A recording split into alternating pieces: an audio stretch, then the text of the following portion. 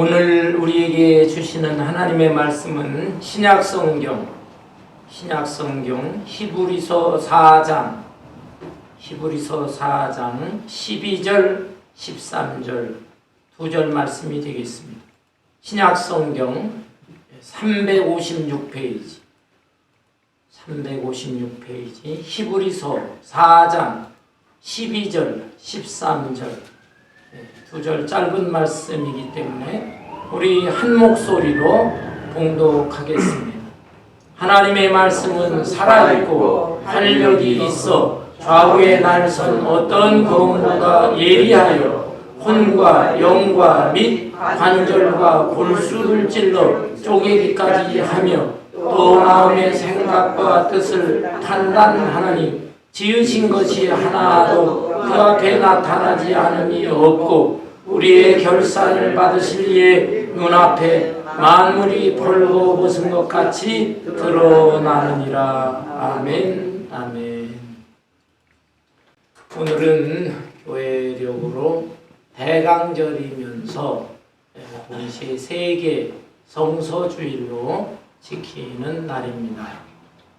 대강절 기간인데 왜 하필이면 성경과 관계된 성서주일 이렇게 정했을까요?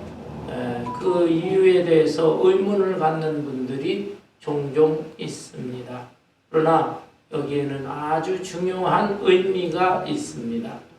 여러분, 성경 요한복음 1장 1절에 보면 태초에 말씀이 계시니라.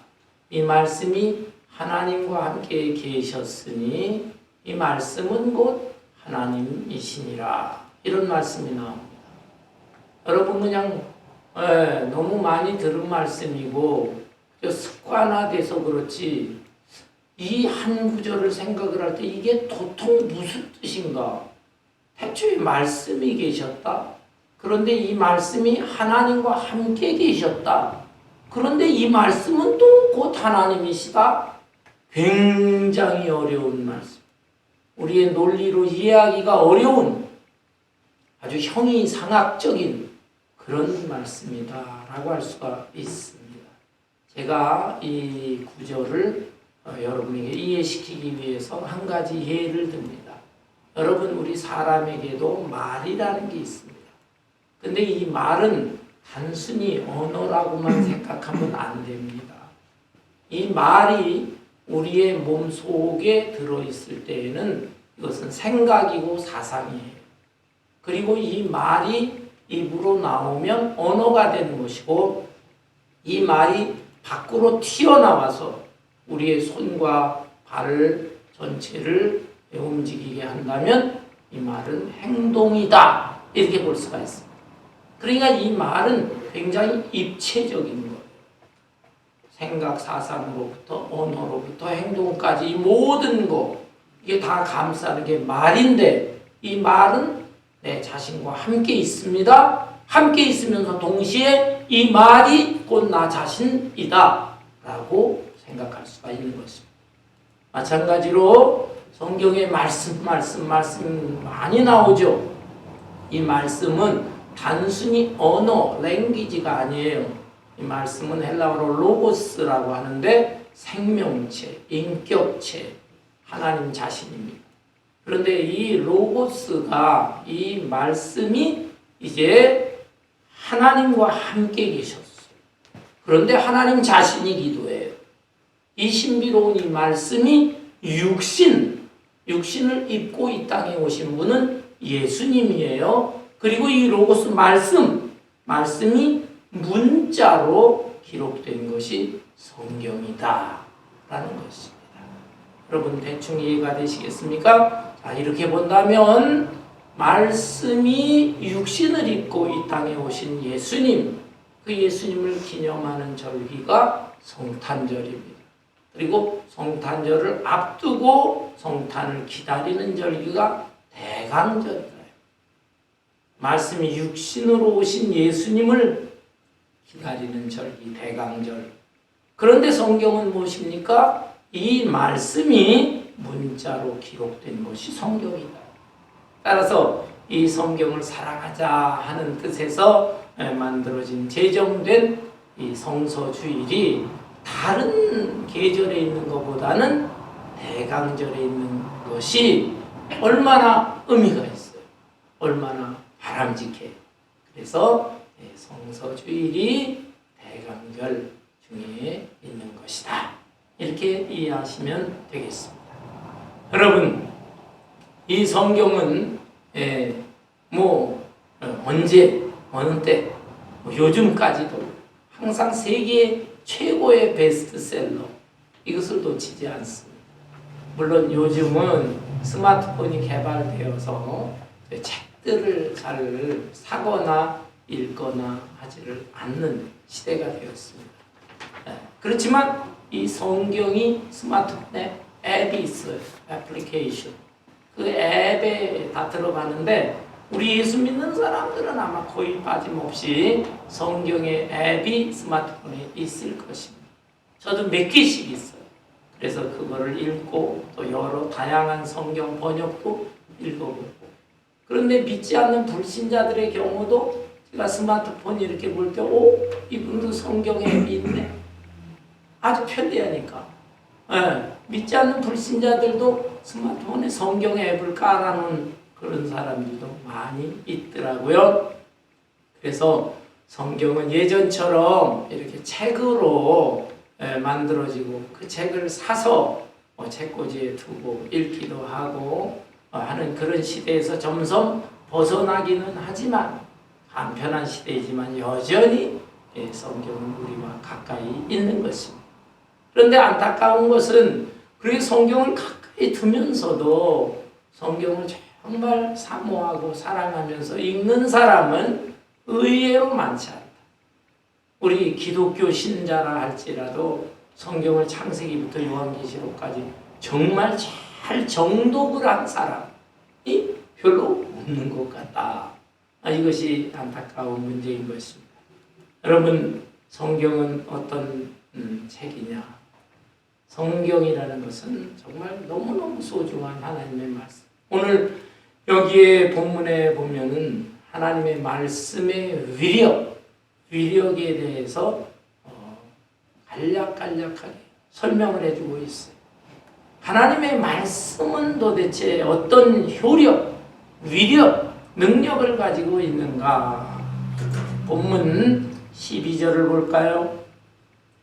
하나님의 말씀은 살아있고 하나님의 말씀은 살아있는 말씀이다. The word of God is alive. 살아있는 말씀이다 하는 것입니다. 여러분, 역사를 보면은 얼마나 많은 무신론자들 또한 독재자들이 이 성경을 핍박했는지 모릅니다. 성경을 몰수하고 성경을 찢어버리고 성경을 불태워버리고 성경을 아예 지구상에서 없애버리려고 수차례에 걸쳐서 노력을 했어요. 그렇지만 성경은 없어지지 않았습니다. 오히려 성경은 전 세계에 어느 곳 구석구석까지 다 들어가죠. 제가 가끔 여행을 할 때 보면 호텔에 들어갑니다. 호텔에 들어가서 그 호텔 서랍을 열면 성경이 반드시 있어요. 근래에는 이 스마트폰 때문에 근래 여행을 할 때 보니까 없는 데도 있긴 있더라고요. 불과 10년 전까지요. 제가 여행하는 곳 거의 다 봤어요. 99%는 서랍을 열면 올리바이블, 성경이 다 있어요. 성경이 전 세계에 이렇게 퍼지게 되었다라는 것이 무엇입니까? 성경은 살아있는 말씀이기 때문에 하나님의 말씀입니다. 그래서 성경은 없어지지 않는 것입니다. 18세기에 프랑스의 무신론 철학자인데 유신론 철학자도 있어요. 신앙이 좋은 철학자도 있고 신앙이 없는 무신론 철학자도 있어요. 그 중에 볼테르라고 하는 유명한 학자가 있습니다. 이 사람은 아주 성경을 무시합니다. 그리고 이런 성경이라는 것은 앞으로 100년이 지나게 되면 이 지구상에서 싹 없어질 것이다. 그렇게 사람들한테 강연하고 돌아다녔어요. 그런데 희한한 일이 벌어졌습니다. 그 사람이 죽고 나서 한 50여 년 지났을 때 볼테르가 살던 집이 성경을 찍어내는 성서 공회로 바뀌어집니다. 그 집이 그곳에 마루서부터 천정까지 온통 성경으로 가득 채워지게 되었다라는 사실. 여러분 이런 것을 볼 때 성경은 살아있는 말씀이다 라는 것을 알 수 있습니다. 두 번째로 하나님의 말씀에 대해서 무엇이라고 표현했습니까? 하나님의 말씀은 살아있고 활력이 있다요. 활력이 있다. The word of God is active. 활력이 있다. 예전에 우리가 사용하던 개역 성경에 보면 운동력이 있다. 저는 활력이 있다보다 운동력이 있다. 이 말씀이 또 뭔가 느낌이 와닿는 것 같아요. 하나님의 말씀이 이제 이 맑은 마음으로 겸손한 마음으로 읽게 되면 이 성경에서 톡 튀어나와요. 튀어나와서 그 읽는 사람, 겸손한 사람의 마음속에 들어가서 운동력 있게 움직여요. 활력을 줘요. 그래 그 사람을 변화시켜. 그래서 깡패가 변화돼가지고 목사가 되기도 하고 창녀가 변해서 성녀가 되기도 하고 인생을 어떻게 살아가야 될지 모르는 인생의 방랑자들에게 삶의 희망을 줘요. 삶의 목표와 구체적인 방향을 제시해 주시기도 하는 것입니다. 하나님의 말씀은 이렇게 활력 있는 말씀이요 운동력 있는 말씀이다. 사람을 변화시키는 말씀이다 라는 것입니다. 여러분 한국 개신교 선교사로 최초로 들어온 선교사가 누군지 아시죠? 많은 분들 로버트 토마스 목사님이라는 분입니다. 이분이 27살 정말 새파란 청년이죠. 그때 그 영국 출신인데 중국을 거쳐서 이 조선 땅에 선교사로 들어왔습니다. 중국에 벌써 24, 5살 때 들어가서요. 거기에서 자기 아내와 더불어서 활동을 하고 조선 땅의 몇몇 섬들을 들락날락 하기도 했습니다. 그런데 중국 선교사로 사역을 할 때 그 부인이 아이를 임신한 상태에서 병에 걸려서 세상을 떠났습니다. 너무 충격이고 가슴 아프고 하나님 어찌하여 나에게 이런 시련과 고통을 주십니까? 한탄하기도 했지만 그러나 하나님의 큰 뜻이 있을 것이다. 그래서 다시 힘을 내서 조선 땅에 들어오게 됩니다. 그런데 당시에 미국 그 무역선 제너럴 셔먼호라고 하는 그 무역선이 들어와서 조선과 수교를 하기를 원했습니다. 그 배에 통역관이 되어서 배를 타고 평양 대동강변에 들어왔어요. 그런데 당시에 조선의 임금이 누굽니까? 조선의 임금은 고종 이렇게 되지만은 실질적인 권력은 흥선 대원군이 가지고 대원군은 폐쇄 정책을 썼어요. 그래서 절대로 다른 나라와 우리가 통상무역을 하지 않는다. 이런 정책을 씀으로 인해서 평양에 그 대동강에 들어왔던 제너럴 셔먼호는 관군에 의해서 화공, 불화살도 맞으면서 그 배가 다 타게 되었어요. 타니까 막 내릴 거 아닙니까? 선원들이 내리는데 내리는 즉시 다 목이 잘려 차명을 당하고 말았습니다. 이 젊은 토마스 선교사도 내렸는데 한 병사가 칼을 켜놓습니다. 그때 토마스 선교사는 성경에 붉은 천을 두른 그 성경 하나를 가지고 있었는데 그것을 건네줍니다. 하나님은 당신을 사랑합니다. 건네주고 그리고 예수님의 마지막 기도 아버지여 저들을 사하여 주옵소서. 저들이 하는 짓을 알지 못하니 오히려 용서의 기도를 드리게 됩니다. 그러나 이 병사는 자기가 명령에 따라 실천할 수밖에 없으니까 그 목을 잘라주고 토마스 선교사 우리 개신교 선교사 최초의 순교자가 피를 흘렸어요. 그런데 그 병사가요, 붉은 천에 쌓인 성경, 그 성경을 들고 집에 갔습니다. 중국 한자로 쓰여진 책인데 읽을 수가 있는 거예요. 그걸 읽으면서 마음이 뜨거워집니다. 마지막 순간에도 뭐라고 막 그러는데 그저 그 맑은 눈동자로다가 자기를 쳐다보면서 그렇게 하고 기도도 하고 하는 이 모습을 자꾸 이게 연상이 되는 거예요. 그러면서 성경을 하나하나 읽는 가운데 마음이 엄청 뜨거워집니다. 감동을. 그래서 거기에 역사가 일어나는데 이 사람이 평양의 교회도 세우고 장로가 됩니다. 이 사람의 이름이 박충권 장로라. 하나님의 그 신비로운 역사, 신비로운. 어떻게 이런 일이 있을까? 토마스 선교사의 그 신앙의 자세도 위대하지만 그 선교사가 건네준 성경, 그 성경을 받아서 읽었을 때 성경이 활력이 있고 운동력이 있어서 그 사람을 변화시키고 박충권 장로, 그 다음에 그 동생도 또 변화가 돼서 또 장로. 이런 신비로운 역사가 일어나게 된 것입니다. 하나님의 말씀은 활력이 있는 말씀입니다. 다음에 세 번째를 볼까요? 하나님의 말씀은 살아있는 말씀입니다. 활력이 있는 말씀입니다. 그리고 좌우에 날선 어떤 검보다도 예리하여 혼과 영과 및 관절과 골수를 찔러 쪼개기까지 하며 라고 되어 있습니다. 하나님의 말씀은 예리한 말씀입니다. 예리한 말씀. The word of God is sharp. 예리하다. 그러면 병원에 가면은 그 외과 의사들이 사용하는 칼이 있어요. 칼. 서지컬 나이프라고 하죠. 수술용 칼입니다. 흔히 메스라고 말을 하는데 그 칼은 일반 칼보다 더 예리하고 날카로워요.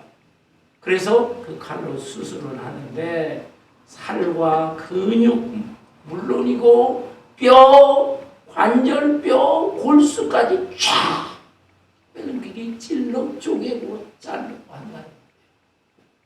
그런데 그 의사가 그렇게 수술을 하는데 그렇지만 찔러 쪼개지 못하는 그런 경우도 아주 어려운 경우도 있다고 그래요. 쉽지 않아요. 그게 쉽지 않아요. 그렇지만 하나님의 말씀은 어떠냐? 그 어떤 검보다 어떤 칼보다도 더 예리하여 우리의 영과 혼과 마음 그 속에 있는 것, 관절과 골수를 찔러 쪼개기까지도 한다라고 되어 있습니다. 우리 마음 속에 깊이 쌓여 있는 이 죄 어떤 방법으로도 해결할 수가 없어. 너무 깊이 있어서 수술을 할 수가 없어. 그런데 이 하나님의 말씀은 수술이 가능해. 그걸 다 찾아고 찔러 쪼개고 수술을 해서 우리를 깨끗하게 회복시키고 치료해 주시는 말씀이다. 라는 것이. 여러분 아울러서 네 번째 문구. 하나님의 말씀은 살아있고 활력이 있어 좌우의 날선 어떤 것보다도 예리하여 혼과 영과 및 관절과 골수를 찔러 쪼개기까지 하며 또 마음의 생각과 뜻을 판단하나니 지으신 것이 하나도 그 앞에 나타나지 않음이 없고 우리의 결산을 받으실 이의 눈앞에만 만물이 벌거벗은 것 같이 드러나느니라. 하나님의 말씀은 감추어진 것을 다 드러나게 한다. 모든 것을 드러나게 하시는 말씀이다 라는 뜻입니다. 여러분 병원에서 우리가 속 안에 질병이 어떤 질병이 걸렸나 또는 수술을 해야 될 것 같다. 수술을 앞두게 되면은 촬영을 합니다. 촬영을 하는데 웬만한 건 엑스레이를 해요. 또 어떤 경우는 MRI를 찍고 그 다음에 아주 센 거는 CT를 찍습니다. CT는 이 엑스레이에 이 방사선, 방사능 그거에 뭐 몇십 배, 어떤 경우는 100배 이상의 강렬한 그 빛을 쏜다고 해요. 그렇게 해서 이 속 안에 있는 것을 다 찾아내요. 신기해. 웬만해. 엑스레이로 찾아내요. 그거를 못 찾아내게 되면은 뭐 어떤 거는 CT가 유리야. 뼈 같은 거는 CT가 더 유리하대. 그런데 뼈의 옆에 관계된 거는 몸에 해롭지 않은 거는 MRI는 해롭지 않대. MRI 더 찍고 이런 방법을 통해 가지고 몸 안에 있는 거를 입체적인 거를 그걸 찾아내게 되는 것입니다. 그렇지만 이런 방법을 동원해 가지고 그 숨겨져 있는 걸 감추고 다 찾아내려고 하는데도 불구하고 그게 쉽지를 않아요. 거기에 안 나타나는 것들이 있다니까요. 숨겨진 게 있어. 그러나 하나님의 말씀은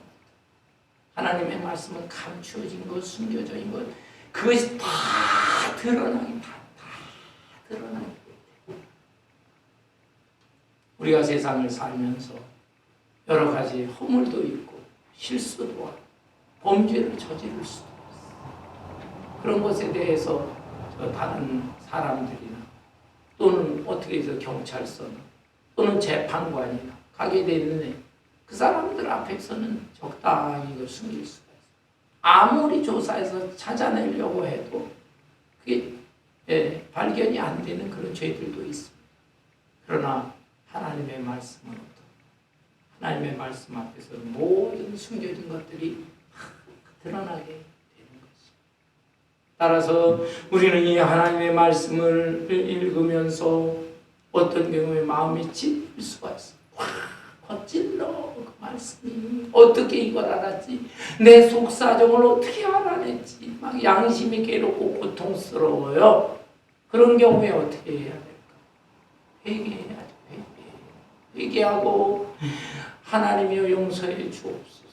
예수 그리스도의 십자가의 붉은 피, 아무 죄가 없는 의인이신 예수님이 죄인된 나를 위해서 죽으심으로 죄인된 나는 의인처럼 살아나게 된다.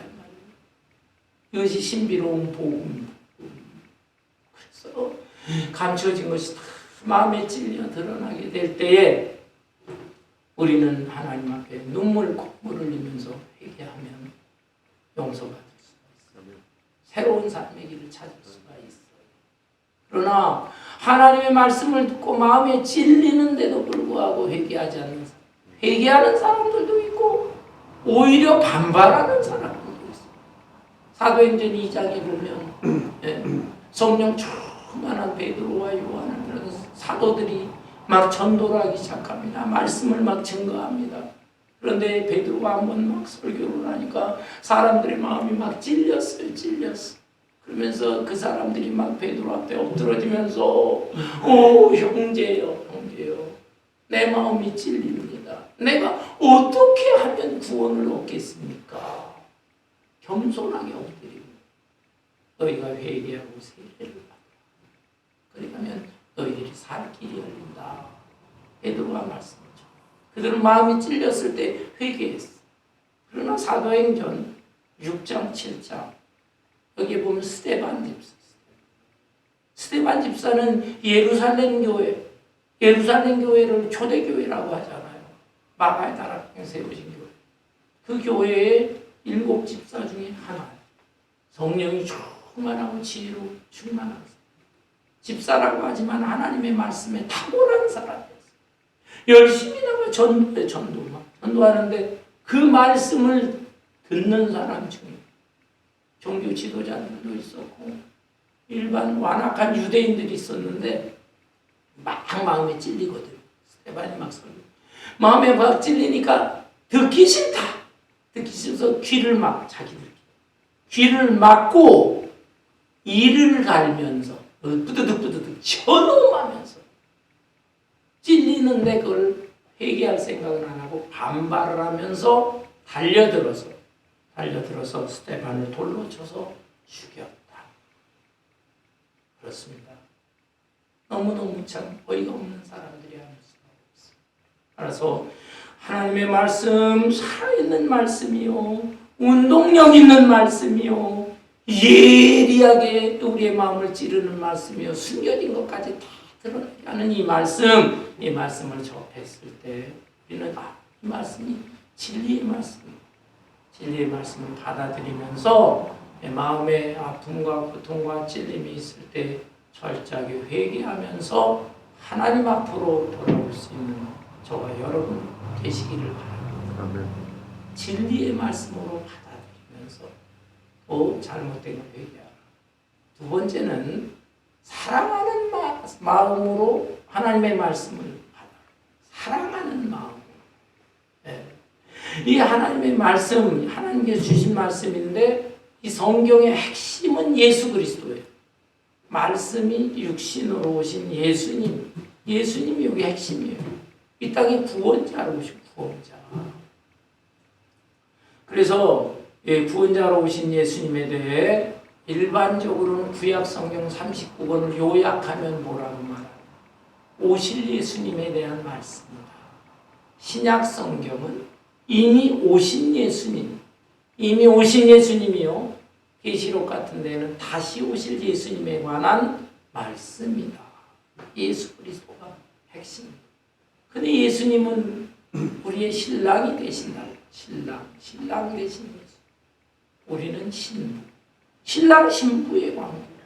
얼마나 사랑해야 되냐 이 말이에요. 말씀이신 예수님, 말씀이신 성경. 너무너무 우리가 사랑해야 돼. 사랑하는 사람들이 주고받는 편지. 젊은 청춘 남녀들이 결혼하기 전이지만 너무 사랑하면 연애 편지를 주고. 근데 그 연애 편지의 내용이 짧으면 아쉬워. 내용이 길면 길어도 밤을 새가면서 읽고 또 읽고, 그냥 읽고 또 생각해보고 곱씹어보고 상상해보고. 그거 아니겠어요? 사랑하니까. 근데 어떤 분들은 성경을 읽으면 성경책이 왜 이렇게 두꺼워? 목사님 성경 읽으려니까 너무 두껍고 어렵고 못 읽겠어요. 처음에 조금 장세기 몇 장. 마태복음 읽으려다 보니까는 맨날 낳고 이거 산부인과 일지도 아니고 이게 뭐야? 맨날 낳고 그게 몇 장 읽다 포기하고 그런 사람이. 그런데 사랑하는 마음으로 사랑하면요 성경이 결코 지루하지 않습니다. 아울러서 성경을 읽을 때 어떤 자세로 읽어야 되느냐? 하면은 실천해야 돼요. 실천. 순종하고 실천하면서. 이 성경이라는 것은 그냥 머리로 지식으로만 읽는다 그래서 다 이해되는 거 아니에요. 혹시 이해될지는 몰라도 그 말씀이 능력으로 나타나지는 않습니다. 신비로운 책이기 때문에 이 말씀을 순종하고 실천하면서 읽을 때 우와, 이게 진짜 하나님의 말씀이네. 삶에도 신비로운 간증거리들도 막 나타나네. 그러면서 하나님의 말씀에 대해서 더 확신을 갖게 되고 담대하게 증거하게 되고. 성경에 보면 사랑하라. 근데 사랑하라 이거는요 실제로 사랑하면서 또 읽을 때 그 말씀이 깨달아. 용서해라. 용서하면서 읽을 때 깨달아. 기도하라. 기도는 안 하고 맨날 읽어봐야 자기한테 효과가 없다니까. 기도하면서 읽으면 기도가 얼마나 정말 대단한 힘과 능력을 가지고 있는가를 알 수 있어요. 이 세상 험하고 너비로운 약함. 늘 기도 힘쓰면 큰 권능 얻게 돼요. 찬송가에도 나오잖아. 기도하면서 성경을 읽으면 하늘의 큰 권능을 얻게 된다. 그 다음에 전도하라, 봉사하라, 헌신하라 이런 말씀 섬기고 희생도 할 때는 할 줄 알고 이거 그냥 머리로는 안 돼요. 근데 실천을 해보면 이 말씀 이게 무슨 말씀인가요? 그래서 더 재밌고 나중에 성경이 꿀맛 같다니까. 꿀보다 더 단이다. 체험하게 되는 것입니다. 그래서 성경은 진리의 말씀으로 믿어라.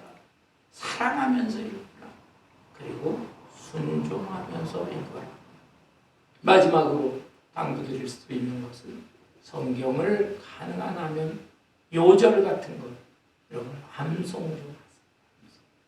성경 요절을 자꾸 이렇게 암송을 하게 되면요, 그 치매 예방도 된다고 하죠. 연세 드시면 어떤 분들은 난 요절 외워봐야 그냥 자꾸 잊어버려요. 자꾸 잊어버려도 괜찮아.